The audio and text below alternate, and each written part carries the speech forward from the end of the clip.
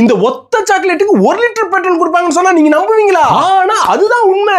நம்ம நாட்டுல 100 ரூபாய் கொடுத்தா கூட முழுசா 1 லிட்டர் பெட்ரோல் போட முடியல. ஆனா சில நாட்டுல பைசாவுக்கே 1 லிட்டர் பெட்ரோல் போடுறாங்க.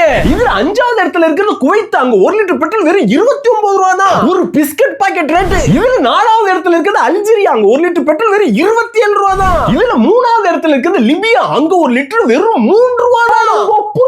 இதுல 2வது இடத்துல இருக்கிறது ஈரான். அங்க 1 லிட்டர் பெட்ரோல் வெறும் 2 ரூபாய் தான். 2 ரூபாய் தானே. இதுல முதல் இடத்துல இருக்கிறது வெனிசுலா. அங்க 1 லிட்டர் பெட்ரோல் 1 ரூபாய் இல்லனா 1.5 ரூபாய் தான். என்ன அது 1 ரூபாய் தானே. அங்க ஒத்த சாக்லேட்டுக்கு, ஒத்த சிகரெட்டுக்கு, ஒத்த பிஸ்கட்டுக்குலாம் 1 லிட்டர் பெட்ரோல் தருவாங்க. அங்க தண்ணி பாட்டில் விக்கிறத காட்டிலும் பெட்ரோல் ரேட் ரொம்ப கம்மி. அந்த நாட்டு மக்கள் பயன்படுன்னு சொல்லிட்டு அந்த கவர்மெண்ட் அதிகப்படியான மானியம் வழங்குறாங்களா. அதனாலதான் இந்த நிலவரம். சரி, நான் கிளம்பிட்டேன். ஒரு டீ குடிக்கிற காசோட கம்மியா இருக்கிற பட்சத்துல நான் பெட்ரோல் ஃபுல் பண்ணிட்டு வண்டி சுத்திட்டு இருக்க போறேன். ஆனா அங்க பெட்ரோல் ரேட் மட்டும் தான் கம்மி. மத்தபடி சாப்பாடு இல்ல அத்தியாவசிய பொருட்கள் எல்லாமே ட்ரிபிள் மடங்கு ரேட் அதிகமா.